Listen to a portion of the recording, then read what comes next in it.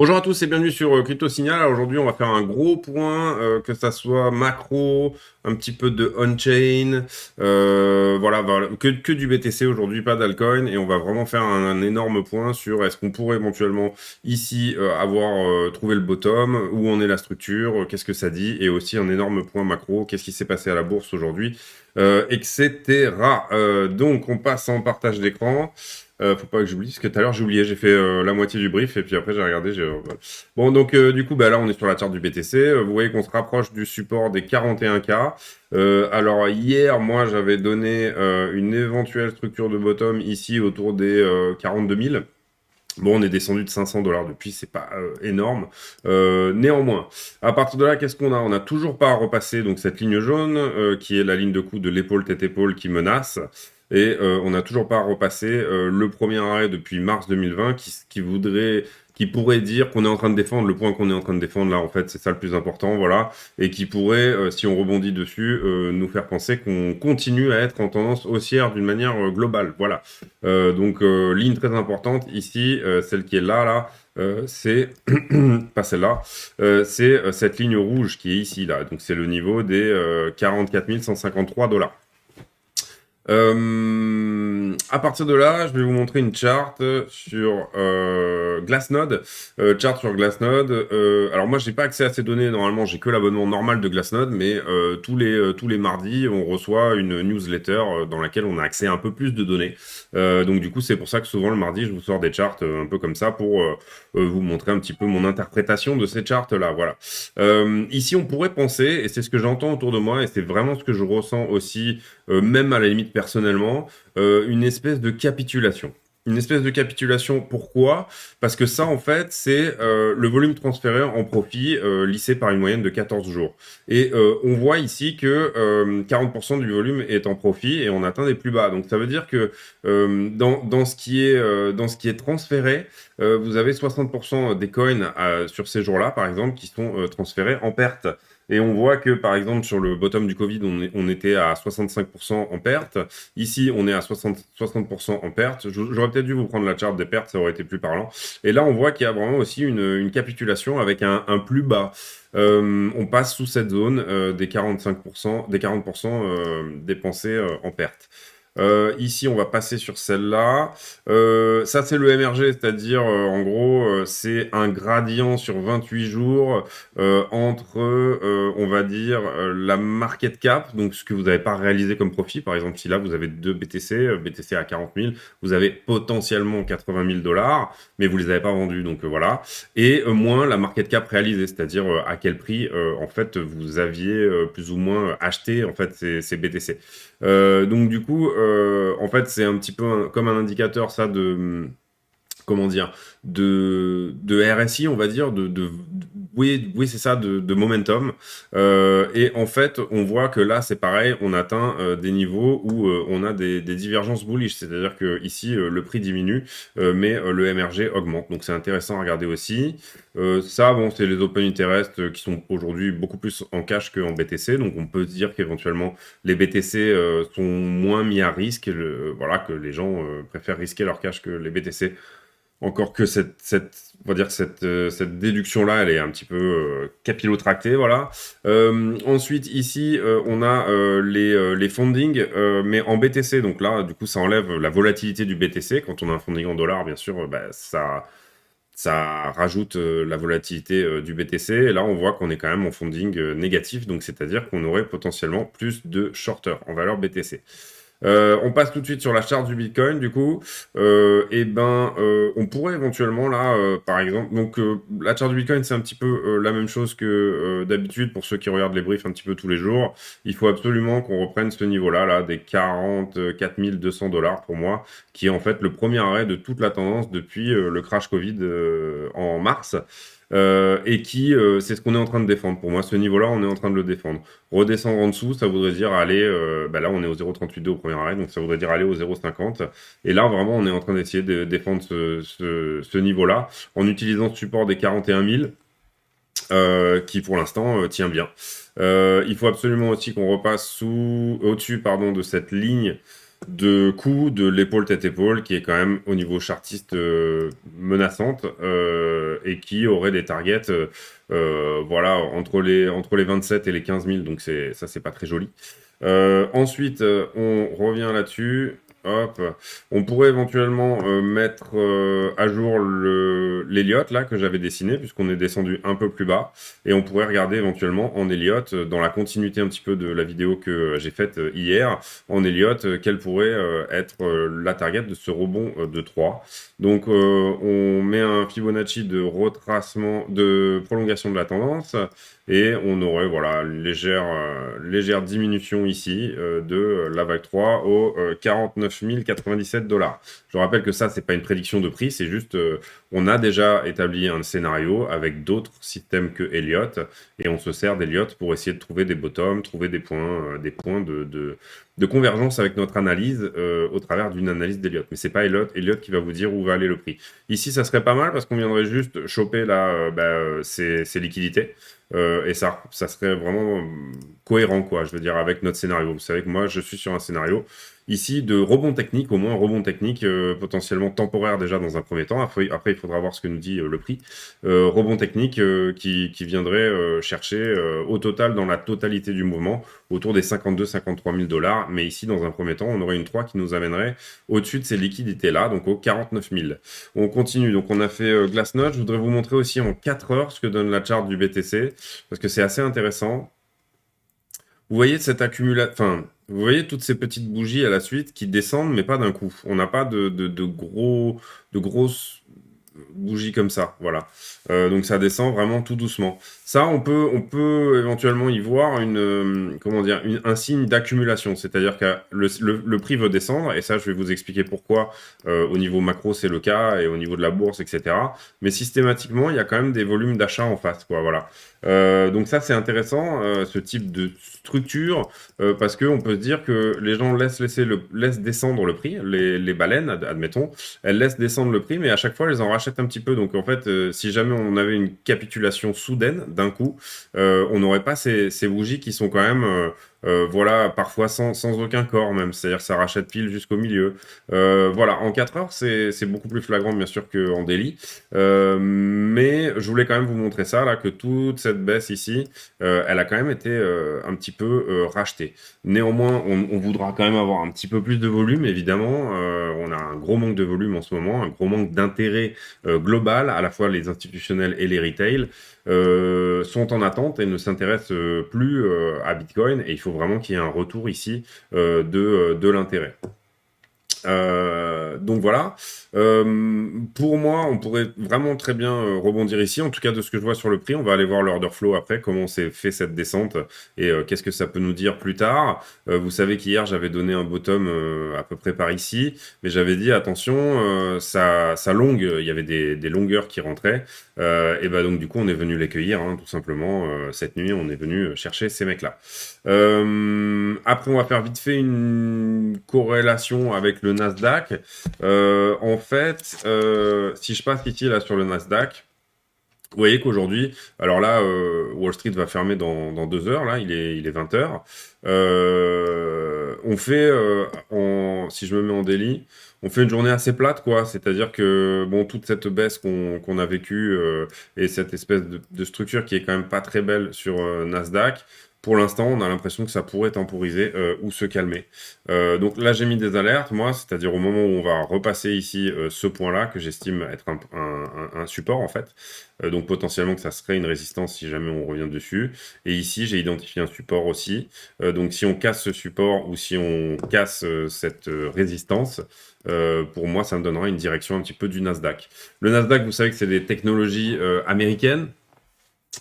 C'est les entreprises technologiques américaines, et en ce moment il est quand même relativement corrélé avec le Bitcoin. Je dis bien en ce moment, c'est pas forcément ici par exemple vous avez une charte comment dire, où vous avez et le Nasdaq et le Bitcoin, le Nasdaq étant en orange et le Bitcoin étant en bougie normale. Et ça, c'est un indice de corrélation. Vous voyez qu'on a un indice de corrélation de quasiment 90% ici. Et qu'on a eu très peu de points rouges. En fait, un indice de corrélation, il est entre 0 entre -1 pardon, et 1. À -1, on est inversement corrélé, et à 1, on est totalement corrélé. En ce moment, on est dans une très forte corrélation entre Bitcoin et le Nasdaq. On a très peu eu de points rouges là depuis un petit moment. Je pense depuis là, je vois pas bien avec la caméra là, mais ouais, voilà, depuis là. On aimerait bien soit sortir de cette corrélation parce que du coup, Bitcoin souffre des sujets autour de l'inflation, etc. Enfin, des hausses de taux annoncées par la Fed. Donc, on aimerait bien sortir de là, et ça peut être le cas. Hein, je veux dire, on peut repasser dans des zones qui sont inversement corrélées. Néanmoins, pour moi, ce sont les bitcoins à court terme, c'est-à-dire les bitcoins un peu spéculatifs qui font qu'on est corrélé à ça. Donc du coup, en fait, ça, comment dire, c'est vachement en adéquation avec ma théorie qu'on aurait réussi là à trouver peut-être un point de capitulation bientôt.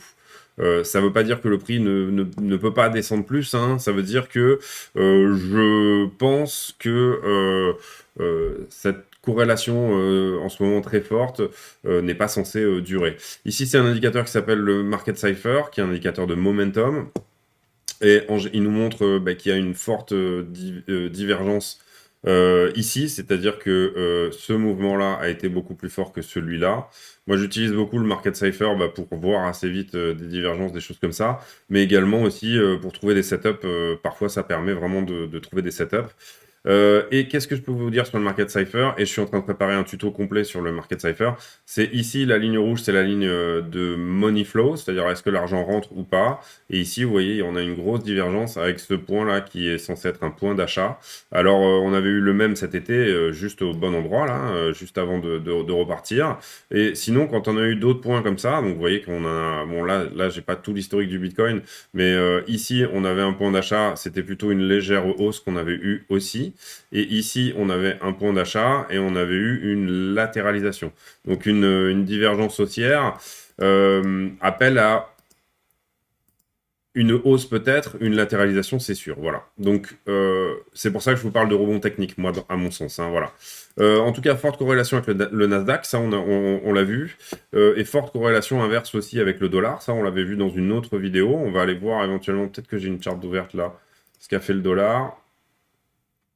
Ouais.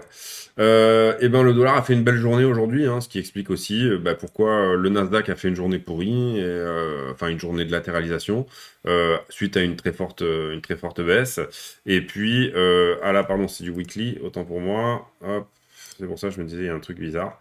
Oui, le dollar a 4 jours, 4 belles journées derrière lui suite à une forte baisse. Moi pour moi, vous voyez mon scénario en Elliott, c'est que ici c'est une zone de vente. Donc j'estime que le dollar va bientôt se retourner à la baisse. Après, c'est une estimation, hein, encore une fois, c'est le scénario de Crypto Signal. Il faut surtout pas hésiter à faire le vôtre, mais moi c'est comme ça que je vois les choses dorénavant. Vous savez qu'on a une... Alors bien sûr, il y a des hausses de prix, des hausses de taux qui ont été annoncées, hein, c'est évident. Et là, je vais faire voilà, une petite aparté un peu plus... Il y a des hausses de taux qui ont été annoncées, c'est clair. Cependant, les marchés ont déjà donné un prix à cette rumeur qui était qu'il allait y avoir des hausses de taux plus rapides que ce qui était prévu. Et il faut savoir que le 26 janvier, donc dans 8 jours, on a une réunion de la Fed. Donc je pense que à ce moment-là, si jamais il doit y avoir une hausse anticipée des taux, elle va être annoncée à ce moment-là. J'estime du moins qu'il y a des chances que ça soit le cas. Si jamais ils rehaussent les taux en mars, ils peuvent très bien le faire en mars et décider de le faire, entre guillemets. Cependant, les banques centrales ont énormément appris des scénarios de crash et de remontées de taux trop violentes et sans avoir préparé les marchés à ces remontées de taux-là. Donc du coup, le 26 janvier, il y a peut-être des chances qu'il y ait une annonce au niveau de la hausse des taux. Est-ce qu'elle va se faire comme ils avaient prévu au départ, après la dernière réunion qui avait lieu, je sais plus quand, je crois que c'était en décembre. Oui, ça, c'était en décembre. La dernière réunion qui avait eu lieu en décembre, ils avaient évoqué des hausses de taux anticipées, mais qui avaient plu au marché, qui avaient déjà été de toute façon pricées dans l'inconscient collectif, voilà, des marchés. Donc, on avait eu une baisse avant, et puis au moment de la réunion, ça, c'était un peu on va dire, le relâchement, ah, c'est bon, on va pas avoir voilà, une politique, on va dire, de hausse très rapide des taux. Les marchés étaient contents avec la décision de la Fed. Et là, sur cette réunion-là, ça va être assez important de voir exactement où on va là-dessus. Le 26 janvier, si on fait là pour l'instant, les marchés ont pricé 0,25% de hausse en mars, c'est-à-dire une hausse anticipée de 0,25. Si jamais c'est ce scénario-là qui sort, on a des chances que en fait les marchés, c'est contre-intuitif, mais montent sur cette news. C'est-à-dire, on achète la rumeur et on vend la news. Et là, en l'occurrence, ça aurait été plutôt, on achète la news et on vend la rumeur. L'inverse, pardon, excusez-moi. On vend la rumeur et on achète la news, c'est-à-dire la rumeur est baissière et la news est haussière. Alors voilà, on a fait le point un petit peu sur tout ça. À partir de là, on va rentrer dans un point beaucoup plus, comment dire, macro. Ou alors, tiens, peut-être qu'on va faire l'order flow avant et puis après on fera un point sur la macro. Order flow au niveau du carnet d'ordre, on a vraiment un carnet d'ordre qui est vide. C'est la même chose que hier. On n'a rien ici pour bloquer le prix avant les 41 premiers remparts et 40 deuxièmes remparts. Et à la vente, 44 premiers remparts et 45 deuxièmes remparts. Mais là, franchement, c'est 100 bitcoins, quoi. 144 bitcoins ici et 102 bitcoins ici. Et sinon, entre-temps, on a très peu de choses à la fois à l'achat comme à la vente. Donc les carnets d'ordre sont littéralement vides, d'où le fait qu'on soit beaucoup drivé par les leviers et les marchés dérivés, ce qui m'emmène sur les liquidations. Alors vous savez que les leviers, donc du coup, vous jouez par exemple un levier x5, vous allez emprunter 4 fois la somme. Vous mettez 1000 $, en levier x5, vous allez avoir 5000 $ pour jouer. L'idée ici sur les liquidations, c'est que du coup, vous créez un prix de liquidation. Par exemple, si vous mettez un levier x5, vous créez un prix de liquidation. Si le prix descend de 20%, donc un cinquième du prix, vous faites liquider votre collatéral, vos 1000 $ initiaux. Donc là, ça crée des prix de liquidation que vous voyez là ici au-dessus et en dessous de la courbe. En dessous de la courbe, ce sont les leviers qui sont en longue, évidemment. Vous avez créé un prix de liquidation sous le prix. Et en short, on a les prix de liquidation au-dessus du prix. Ici, on voit qu'on a plus de monde au-dessus. Ça, c'est le delta. On a plus de shorters en position ouverte à hauteur de 6 milliards actuellement. On liquide à chaque fois des escaliers de longueur, mais à chaque fois, vous voyez qu'il y a des nouveaux nuages qui se créent, malheureusement. C'est-à-dire qu'à chaque fois qu'on descend plus bas, plus bas, plus bas, il y a des gens qui disent ça y est, on a trouvé le bottom, on repart. Maintenant, je vais mettre un ordre. Et là, on parle pas de levier x5 ici, on parle ici, ce qu'on affiche, c'est les leviers x25, x50. Et puis, voilà. Donc l'idée là, c'est que on a quand même des chances effectivement d'aller visiter sous les 41. Là, ici, moi j'ai un point à 40 500. Et il y a un moment donné où on va devoir décourager ces gens-là. Et malheureusement, c'est très long. On n'y arrive pas. C'est vraiment quand est-ce qu'on aura un squeeze vers le nord? Quand est-ce qu'on va squeezer ceux qui sont au-dessus? Parce que là, on les laisse beaucoup gagner. Et vous savez que un contrat. Euh, quand vous shortez ou vous longuez en levier, vous prenez un contrat et du coup, il y a quelqu'un en face de ce contrat. Il y a un market maker qui a mis des liquidités en face de vous pour signer le contrat. Il est payé pour ça, mais ensuite, il est aussi payé pour venir vous liquider. Je schématise énormément, hein, mais vous voyez un peu l'idée. Là, qu'est-ce qu'on voit? On voit que sur ce dip là, et c'est ce que je commençais à en parler hier, tout le dip qui s'est fait là, et en fait on a beaucoup de gens qui sont rentrés en longue malheureusement. Alors là effectivement quand on fait là cette forte baisse du prix, évidemment on en liquide, et puis à chaque fois on a encore des gens là ici qui rentrent en longue en pensant qu'on a trouvé ici là un nouveau dip, et puis là forte baisse du prix et on en reliquide une partie. Donc là le funding est à la diminution mais il est toujours dans les mains des longueurs. Donc ça, c'est pas très bon. Par contre, on a à chaque fois des contrats qui se ferment. Ça veut dire que l'open interest, le volume de contrats diminue quand on liquide ces gens-là, ou certains ferment leurs contrats aussi. Et là, petit à petit, on va dire que le funding se reset. Ici, ça vend quand même pas mal au spot et on a des spreads qui sont toujours négatifs mais faibles. C'est-à-dire que la demande est plus forte sur le spot que sur les dérivés. Donc voilà pour Voilà pour tout ce qui est open interest, on va dire. On a fait un petit peu, on a regardé un petit peu tout ce qu'il y avait de ce côté-là. On va regarder rapidement les news Wall Street Journal. Wall Street Journal qui donne pas forcément énormément d'infos, c'est surtout des deals de Microsoft, etc. Oui, là on voit que les actions tombent alors que les obligations font un plus haut depuis 2 ans. Donc voilà, évidemment, les obligations à court terme montent et tout ce qui est, on va dire, portefeuille de croissance, donc dynamique, la tech, etc., toutes ces choses-là sont en train de tomber. Ici, on nous parle aussi de cette baisse du Nasdaq, enfin en tout cas le fait que le Nasdaq tremble, et on nous parle aussi de l'indice du pétrole. Et ça c'est important, et ça va m'amener vers le tout dernier parallèle et le dernier point macro, on va dire, de ce point météo du jour. C'est que en fait, si vous voulez, on est pris en ce moment dans une tenaille un petit peu entre tout ce qui est donc là je vous mets le baril de Brent, mais bon voilà, c'est le prix du pétrole, on va dire, hein, pour faire simple. Vous voyez que le prix du pétrole fait un plus haut depuis un bon moment, voilà. Là ça faisait très longtemps qu'on l'avait pas eu aussi haut.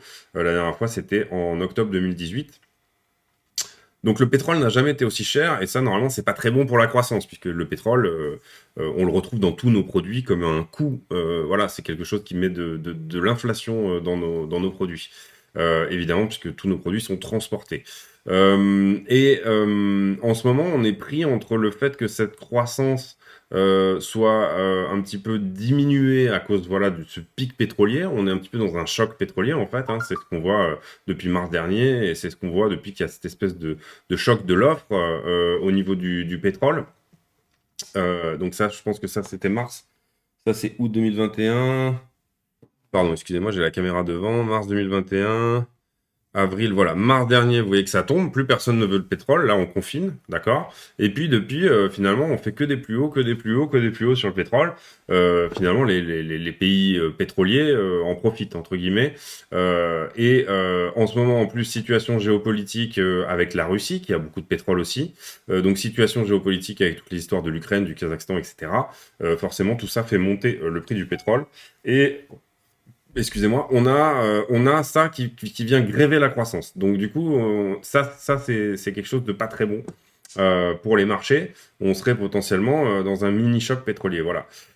Et en face, qu'est-ce qu'on a? On a une perfusion monétaire, en fait, tout cet argent qui rentrait avant sur les marchés, qui via toutes les narrations de la Fed, de ces hausses de taux et de cet arrêt d'achat sur les marchés financiers, en fait, cette perfusion monétaire qui s'arrête. Donc on est pile au moment où en fait on est en train de fermer la porte et retirer la clé en même temps. Je sais pas si vous voyez ce que je veux dire. L'image est pas très bien, est pas très belle, mais donc en fait on a cette espèce de tenaille, voilà, qui fait que bah, les marchés dévissent un petit peu parce qu'ils sentent qu'il y a quelque chose de pas très bon qui est en train de se faire. Donc là il va falloir vraiment une bonne nouvelle, quelque chose qui se passe, soit que la situation géopolitique se dénoue très vite, soit que les banques centrales nous donnent une narration dans une semaine, là, le 26 janvier, qui est vraiment excellente pour les marchés. Sinon, on a des risques quand même de corrections beaucoup plus importantes, à la fois Nasdaq, SP500, Dow Jones, enfin l'économie américaine dans sa globalité, qui emporte avec elle tout le reste de ses vassals, je sais pas. C'est-à-dire aussi l'Europe et pas mal une bonne autre partie du reste du monde, malheureusement. Donc, à partir de là, si on reprend Bitcoin dans ses intérêts, on va dire que ce qui grève Bitcoin là-dedans, c'est bien sûr sa volatilité. Et c'est pour ça qu'on le considère comme un asset à risque. C'est parce que il est très volatile actuellement. Et donc du coup, c'est quelque chose qui peut lui porter préjudice dans ce type de contexte, parce que finalement tous les investisseurs pardon, institutionnels, spéculatifs, auront ce réflexe de s'en retirer de manière à simplement hedger leur portefeuille s'il est un petit peu en profit, ou alors même sortir du marché en se disant qu'il va y avoir un problème avant que ça soit le cas. En face de ça, qu'est-ce qui fait la force de Bitcoin? Donc sa faiblesse, c'est la volatilité. Qu'est-ce qui fait la force de Bitcoin? C'est sa rareté. Et sa rareté, c'est justement aussi ce qui fait sa force contre justement l'inflation et puis un scénario de pic pétrolier ou par exemple un crash des marchés. Donc en fait, Bitcoin et les cryptos en général sont un peu pris en tenaille entre le cas d'usage et le cas de spéculation. Voilà, c'est ça. Pourquoi aujourd'hui Bitcoin est complètement... par exemple, si on réfléchit en soi, et on en aurait parlé il y a 3 ans, on aurait dit que l'idéal pour Bitcoin, ça serait une inflation monétaire à 2 chiffres, ce qui va probablement arriver, ou en tout cas on en est pas loin, 7% aux États-Unis cette année, et on sait très bien que les prix ont augmenté de plus. En réalité, voilà, comment est calculé l'indice des prix à la consommation, c'est très manipulé tout ça.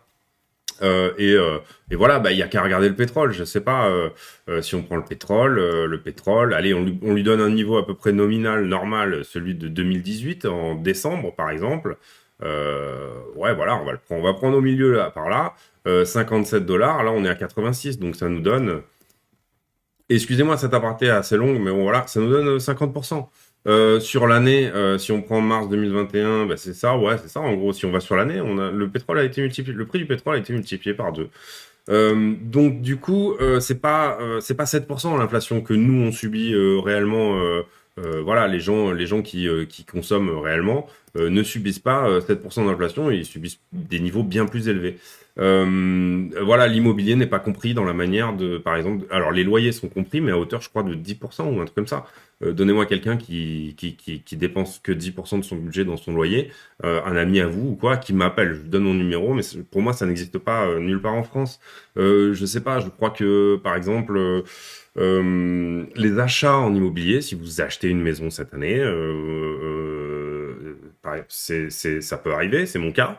Eh ben, vous allez payer donc votre achat d'immobilier certainement 20% plus cher qu'il y a 2 ans, parce qu'il y a eu le marché de l'immobilier a très bien marché ces dernières années. Et si vous achetez de l'immobilier, c'est un investissement, c'est pas de la consommation, donc c'est pas inclus dans l'indice des prix à la consommation. Voilà, tout ça pour vous expliquer, je sais plus du tout, je suis parti en sucette là. Oui, si on dit la volatilité du Bitcoin, c'est sa faiblesse, la rareté du Bitcoin, c'est sa force, et Bitcoin, en ce moment, est en train d'être soit vous avez un Bitcoin spéculatif pour gagner de l'argent, soit vous avez un Bitcoin comme réserve de valeur. C'est deux choses qui sont complètement différentes.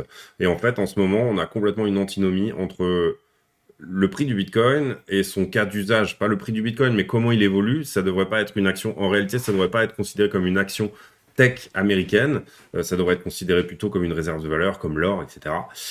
Et en fait, ce qu'on peut penser de ça, c'est que tout simplement, le prix n'est pas la donnée en réalité, et ceux qui vont gagner à la fin, c'est ceux qui auront compris le cas d'usage au moment de l'adoption massive. Donc évidemment, on est tenté là ici de se dire bon, ça pue au niveau des marchés, c'est quand même très compliqué, voilà, tout le contexte a l'air très compliqué, etc. Donc on pourrait être tenté de capituler, mais cette décorrélation d'avec le Nasdaq, elle a tout lieu d'être et d'arriver.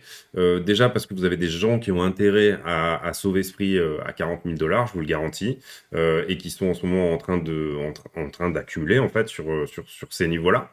Ils pourront réaccumuler, c'est comme du DCA, hein, vous savez, moi si je sais pas, si j'ai 5 milliards, je vais en acheter un petit peu là, un petit peu là, un petit peu là, un petit peu là. Et en même temps, en plus, quand je sais que j'ai arrêté d'en acheter, ou quand je sais que je vais peut-être simplement en acheter au spot pour faire monter le prix un tout petit peu, etc. Je sais pas si c'est déjà arrivé à des gens. Moi, ça m'est déjà arrivé sur des petites altes de racheter un tout petit peu, un tout petit peu, un tout petit peu, pour faire monter le prix. Ne serait-ce qu'avec des petites sommes, on y arrive à faire monter le prix en fait en achetant au marché. Donc du coup, je parle de toute petite cap, hein, bien sûr. Du coup, il faut comprendre là, et je pense que cette vidéo est un peu longue, donc du coup on va clôturer là-dessus. Il faut comprendre là que si vous êtes une baleine et que vous savez que vous avez déjà pris vos profits, bien sûr que vous allez shorter le Bitcoin derrière et que pour pouvoir en acheter plus bas, etc. Donc vous allez prendre du profit sur la descente, et puis vous allez vous hedger. Tout ça, c'est des histoires de position qui se hedge, etc. Et pour terminer sur réellement le cas d'usage vraiment de Bitcoin, etc. Et ben en fait, une pandémie mondiale, une inflation inflation à 2 chiffres, un pic pétrolier et une banque monétaire qui imprime à outrance. Et ben du coup, en fait, tout ça, c'est exactement les 5 doigts de la main du Bitcoin. C'est ce pourquoi il a été créé. C'est vraiment ce scénario-là pour lequel il a été créé. Alors, il y aura peut-être des gens qui sont plus spéculatifs que moi et qui sont. Moi, je suis pas un maximaliste ou quoi que ce soit. Moi, du coup, je gagne ma vie grâce aux cryptos et donc du coup, j'ai aucun problème à shorter Bitcoin, etc. Voilà, c'est pas du tout la question. Mais néanmoins. On pourrait comprendre que même si aujourd'hui il y ait un crash sur les marchés financiers, encore que moi j'y crois pas énormément, mais bon voilà, euh, et ben en fait Bitcoin s'en sort très bien, un petit peu comme ce qui s'est fait en mars 2020 au moment du confinement Covid où en fait la recovery du Bitcoin elle a été faite en même pas un mois parce qu'en fait c'était les Bitcoins court terme qui étaient vendus, c'était pas les personnes qui avaient une vision à beaucoup plus long terme qui ont vendu. Ces gens-là, en fait, juste simplement accumulent et ils ne font qu'accumuler. Moi, personnellement, il y a une partie de mon portefeuille où j'accumule du Bitcoin et je trade les altcoins également pour ça. Il y a une partie où c'est du cash, mais il y a une partie aussi où c'est réellement de l'accumulation de Bitcoin et où donc je cherche ce qui surperforme Bitcoin de manière à en acquérir le plus possible. Ça, c'est une vision long terme, mais jusque-là, elle a été payante et elle sera forcément payante dans le futur aussi. Il faut savoir que la bourse, c'est peut-être quelque chose comme 100 trillions, je crois. 100 000 milliards, ouais, quelque chose comme ça. Et Bitcoin, c'est 2000 milliards, donc c'est 2%, même pas. En fait, c'est même moins que. Enfin, je crois que la bourse, c'est plus que 100 000 milliards. Mais donc, du coup, il y a encore de la marge, quoi. C'est ça que je veux dire. Euh, voilà, c'est tout pour aujourd'hui. J'espère que c'était intéressant. Probablement un brief très long, 31 minutes. Désolé pour ça, j'ai beaucoup parlé en plus, donc ça devait pas être très, très graphique. Mais c'était histoire de dire où on en est. Je pense que pour moi, on n'est pas loin d'avoir trouvé le bottom. Peut-être une petite mèche de liquidation sous les 40 000, histoire de se débarrasser de ça, là, si vraiment on décide de repartir, un petit zup up. Voilà, ce genre de petite mèche très rapide juste avant un redépart qui peut arriver de temps en temps. Si jamais c'est pas le cas et qu'on continue à descendre tout doucement, eh ben, il y aura forcément un rebond à un moment. Donc voilà, ça peut aussi descendre. Vous voyez là ici. Après, c'est encore une fois, c'est mon scénario. Hein, il faut vraiment que vous n'hésitiez pas à faire le vôtre et à essayer de commencer euh, à réfléchir à différentes possibilités. Néanmoins, pour moi, là, bon, on voit que Nasdaq est en train, d'ailleurs, si on regarde, je pense, le momentum en 4 heures, hop, hop, hop, désolé, hein. Oui, voilà, on voit que en fait, c'est ce mouvement baissier-là, que vous voyez sur cette bosse rouge, là, ici, il a été plus faible que celui-là. Bon, alors après, ça n'empêche pas de faire quelque chose comme ça. Je sais pas si vous voyez, là, ici, on a eu un premier, un deuxième plus faible et un troisième plus fort en dessous. Hein. Y a pas y a pas de science exacte hein, sur les marchés. C'est aussi beaucoup de feeling, on retrace des indicateurs, on retrace des différentes choses auxquelles on peut penser. Mais ceux qui gagnent à la fin, c'est ceux qui ont acheté les cas d'usage. Et voilà. Donc dans une période où tout n'est pas cher, réfléchir à qu'est-ce qui peut servir plus tard. Je crois que c'est Warren Buffett qui disait j'achète que des sociétés qui ont un excellent fondamental. C'est pas sa phrase, hein, je vous la fais une autre sauce, mais voilà. J'achète que des sociétés où il y a une excellente idée, un très bon fondamental et qui pourraient éventuellement être dirigées par un idiot et elles tourneraient quand même. Donc elles pourraient être dirigées par un idiot parce que un jour ou l'autre, il arrive qu'elle soit dirigée par un idiot. Donc voilà, c'est juste sur cette idée de vraiment de fondamental et de cas d'usage. Si jamais l'idée est bien, et ben à ce moment-là, ça ne peut être que gagnant. Donc voilà, ne regardez pas trop vos PNL. Si vous êtes en trade ou sur des choses comme ça, et ben allez au bout de vos trades. Si vos stops doivent se faire prendre, ils se feront prendre. C'est pas grave, c'est la vie. Il y aura d'autres rebonds, d'autres choses, d'autres possibilités. Voilà. Alors, bien sûr, il y a des possibilités qu'on descende légèrement en dessous. Pour moi, c'est pas la peine en fait. Il y a pas de. Et ici, on serait même plutôt sur, pour moi, un rebond technique vers le haut de ce range qu'on avait commencé ici à préparer, donc 52-53. Alors ça tarde à arriver, mais c'est justement ça qui fait que c'est intéressant, parce qu'on est en train d'accumuler du shorter, accumuler de gens qui pensent que ça va descendre, un petit peu sur le scénario de ce qui s'était fait d'ailleurs ici. On avait eu ici, vous voyez, un rebond là ici, un deuxième rebond qui avait légèrement dépassé celui-là, et ensuite tout de suite on avait fait capituler tout le monde avec une énorme baisse. Là tout le monde criait au nouvel ATH. Ça va être une vidéo très longue, je suis vraiment désolé, mais là, ici, tout le monde criait au nouvel ATH, et là, tout le monde disait, ah bah ça y est, c'est fini, Bitcoin, on va tous aller aux 20 000 dollars. Ici, on avait eu toute une phase où on savait pas trop, et là, pendant très longtemps, on a fait que accumuler du short, en fait. C'est-à-dire que pendant très longtemps, il y a des gens qui se sont dit, attends, c'est bon, on va péter ce bas-là, là. Ça fait 3-4, parce que là, on a passé du temps là-dedans, hein. On a passé du temps là-dedans, on a passé... hop. On a passé 63 jours en tout, et là, on est là-dedans depuis... si on compte... Oui, 63 jours en bas. Ouais, ben voilà, là, ça nous mettrait jusqu'au 5 février, donc encore bien 3 semaines à se tirer sur la nouille et à attendre que ça se passe en serrant les fesses, voilà. C'est tout pour moi aujourd'hui. J'espère que ce petit point météo là vous a plu. Désolé que ça a été aussi long, on est à 36 minutes, je suis vraiment désolé. Pour ceux qui ont réussi à regarder cette vidéo jusqu'au bout, mettez dans les commentaires,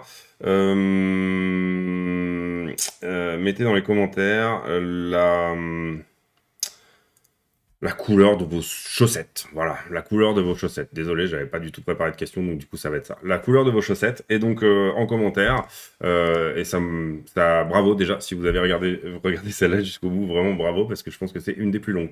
Désolé pour ça, c'était un point un petit peu, voilà, fouillis, mais avec ma pensée du moment sur Bitcoin contre le dollar. Je vous souhaite une excellente soirée à tous. Merci d'avoir regardé et à très bientôt. Salut.